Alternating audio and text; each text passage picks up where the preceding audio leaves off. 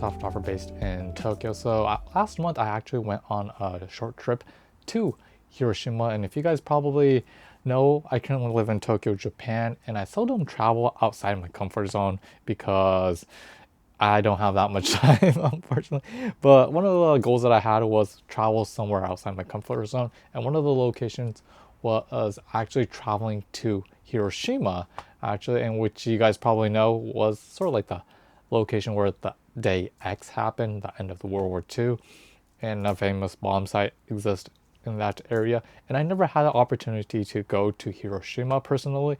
I thought it would be nice to sort of like learn about the historical background of the western part of Japan, and also not being critical, but as a Japanese, I guess it's sort of like essential to understand the past, and also because lots of famous like what we call documentary photographers who basically documented the scene after the World War II. I thought it would be nice to sort of like learn from the past, the predecessors of the field of the people who basically documented shooting black and white, which is kind of out of my field, but it's something essential, as a photographer, as an artist. So I basically went to Hiroshima, and not being satirical in that field, but what was rather intriguing was that in order to get to like Hiroshima, you have like two options, either by flying through air or taking the Shinkansen. And honestly, after going to there and coming back, I realized that I didn't make that much of a difference. Honestly, if you want to go to Hiroshima from Tokyo to Hiroshima on the Shinkansen, it takes roughly 4 hours. By air, it takes just 1 hour and a half or so. But when you consider the timing, the checking in, baggage claim, which I had to do, checking in your precious films, and also getting your bags out from the baggage claim, and also transportation, which took like 50 minutes or so from the airport. It didn't make that much of a difference when you compare it with Shinkansen. So either way is okay, but I chose air because it's been what, 10 years since I rode the airplane. So yeah, let's get the film rolling. And I forgot to add that for this trip, I shot only with my main film camera, my Fuji GW690, which I've still use nowadays, and it's like still going strong. And obviously exactly the same film stock, Kodak 200, shot with that throughout the day. But it was kind of unfortunate to see that although I only had 2 days for this trip, the first and the second day was like rainy, unfortunately. So I basically went to the bomb site X on the first day, the atomic bomb area, and basically went to the memorial sort of like area, or a museum actually, which were filled with foreigners, unfortunately. But it was like one of those scenes where, I don't know, I didn't take that much of photos because it might have been the weather, it might have been the temperature, but might have been the scene. But deep down, I thought I wasn't in that zone where I'm like cranking 8 frames per second. I only took like less than 5, if I'm right, in that area.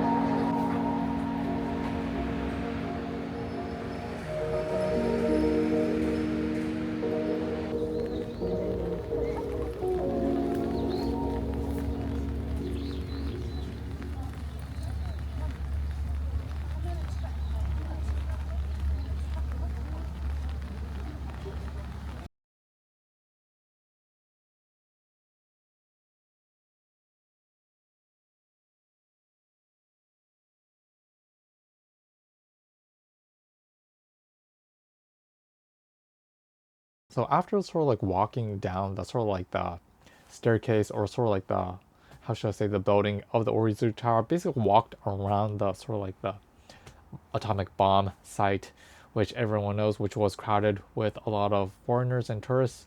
But it's kind of hard to say, but it might have been the weather, it might have been the atmospheric pressure, or it might have been those area in particular. But I couldn't get into the zone of photographing a bunch of like photos. It didn't feel ethically right in that sense. But unfortunately, I also went to the what I call the Memorial Museum, which were also bombarded by so many people. It didn't feel right to photograph. It's more like a location where you should, as an individual, visit, understand the historical background, and also be demolished physically and mentally actually, of looking at the true nature of war and stuff like that. So unfortunately, I did not take that much of photo during this day. I basically shot only footage of the fire burning, and also a little bit of a shot from the inside out. And basically after that feeling demolished, I just went back to the hotel that I and checked in, and basically called it a day, and sort of like recharged for the next day to come. Okay, so speaking of recharging, there's a brand that I would like to give a shout out to. And unfortunately, this video, the whole video, is not being sponsored by any company or any entity or individual or a corporation. This is because I love using it. But from this year on, I've been starting to use CIO products. And if you guys do not know, CIO is a Japanese company that makes or specializes in charging devices. So constantly, in order to like deliver contents to you guys, I basically had to constantly charge my phone. I had to constantly charge my video camera, my Pocket 3. I constantly had to charge my camera, my X-T5, during this sort of like trip. So I thought it would be nice to sort of like shout out to them. If you guys do not know, CIO is a Japanese company based in Osaka Prefecture, if I'm right, and they make mobile batteries, mobile chargers, and various other accessories such as cables, specifically to charge up our lives in particularly. And interesting enough, I've previously been using Anker products. Ankers are like widely known throughout the world. However, CIO unfortunately are based in Japan, and if I'm right, they do not have a footprint outside Japan, or any kind of sort of like insurance, or kind of like, how should I say, footprint outside Japan. So if you're ever in Tokyo, or if you're ever in Japan, most like electronics distributors have a small section within their power sort of like source type of aisle. Actually, you can basically find them in Yodobashi camera or big camera. And the reason why I use them is functionality. They're really small, compact, easy to carry around. And also, not to mention, I just like the design aspect of their series of chargers and mobile devices. And one of my friends is actually visiting to Tokyo, and I'm obviously going to bombard him with their products, unfortunately. So well, yeah, big shout out to CIO, because they are really unique in that sense. If you're ever in Japan, you should pick at least their charger, because they're like really tiny and small. So yeah, I digressed. Okay, so on the second day, I basically went to Onomichi, which is on the far east part of sort of like Hiroshima. And I guess Hiroshima is like the largest capital city. Then I guess it's Kure city, then Fukuyama, Mihara, then Onomichi, which is a smaller sort of like city. But I just wanted to go there in particular, since a bunch of my friends said that if you go to Hiroshima, you should go to Onomichi, because not of the ramen, but more of the scenic area. It is known to be famous for its like port city look, actually. So I basically went there, got off from the Shinkansen, took a local train, and basically started shooting around that area.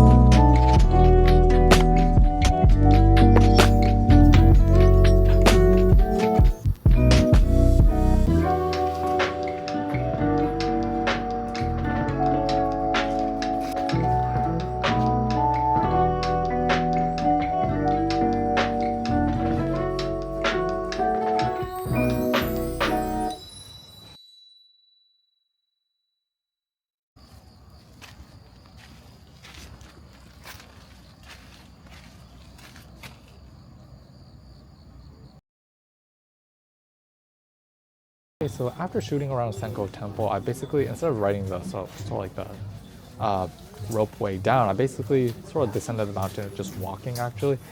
It was rainy and it was super slippery, so you have to be careful. When it rains, it's actually really dangerous. You have to be careful with your steps.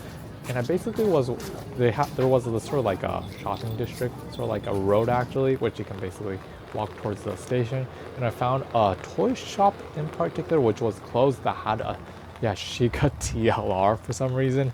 I wanted to know why they had that there, but yeah, it wasn't for sale, but yeah. It was a really interesting location to actually walk around, in particular because it has this port type of atmosphere, and also it's not too crowded like Hiroshima, the capital, but it's really nice in the sense that it has a sort of like a retro feel to it. After that, I basically hopped on a local train towards Fukuyama actually, which is another sort of like large city, and from there on I basically hopped onto a bus towards Tomonoura, which is basically where I really wanted to go for this trip. Tomonoura is another port city. It's a smaller port city actually on the far east of Hiroshima.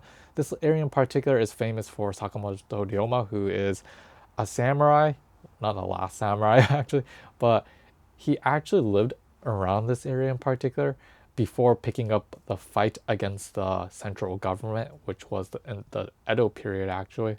And interestingly enough, he was a rebel. He basically crashed his ship with the government officials of the main government actually, and he was able to like get enough fundings from the compensation to win the war against the central government. And unfortunately to say, if I'm right, he got assassinated later in the years, but he was the main character figure of the Meiji Restoration, which basically propelled Japan into a sort of like a modernized economy.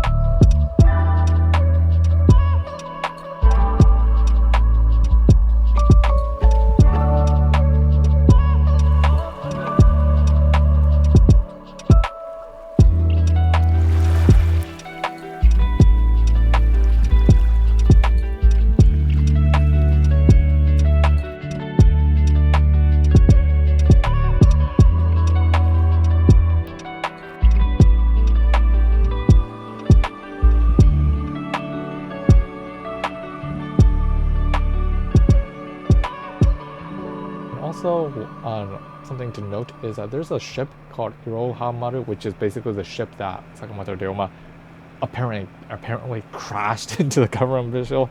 I don't know why they named it like that, but you can basically take that ship and also go across the ocean to a sort of like an inhabitant sort of like island actually, and you can basically wander around, hike around that area. But unfortunately, I later realized that the hiking trail was actually closed off, so I couldn't get that much of a photo or a scene of that area. There is a beach actually that no one goes to, thought that would be interesting. There was actually a crane actually like situated on the right side, and there was sort of like something bobbing against the sort of the surface of the ocean actually. So I basically took a photo of that, and that was basically it. Unfortunately, I couldn't find anything particularly interesting on that island and came back to the Tomonoura area.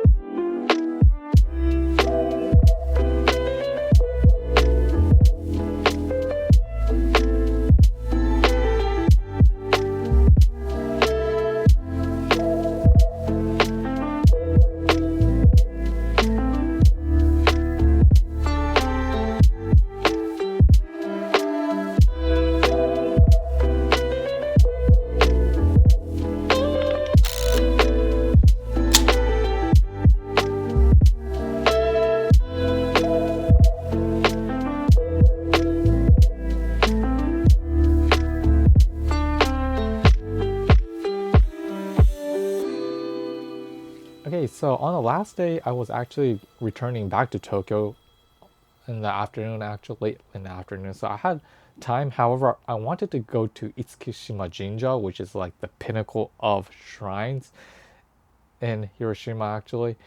It's roughly 20 minutes away on the train from Hiroshima Station, and there, then you have to take a ferry, roughly 15 minutes or so, to cross the ocean. It's basically an island, actually. And what was like really shocking was that there was 2,000 yen actually being thrown out on the ground actually once I purchased my ticket, and I was basically walking towards my ship actually, which was departing in like 5 to 10 minutes or so. I had two cameras, my film camera and my XT5 actually, and I was like, I want to take a photo, but I see 2,000 yen chucked on the ground actually. I picked it up and basically had to deliver it back to them. I lost like 2-3 minutes of that, and I only had 2 minutes, and I wanted to take 3 photos, but I was only able to get one, and also had to shoot video for you guys, which was sad in a sense. But I had to admit this was really worth it. However, there were some kind of like glare coming in from the right side. I'm not sure what that is. Maybe light leaks, or no, it doesn't look like light leaks. The shape looks like the aperture ring actually. So it was not love at first sight, but more like something that caught me off guard. But that event happened, and I safely rowed the ship across the ocean. It did not sink like Titanic, but yeah, I started shooting with my GW690 again.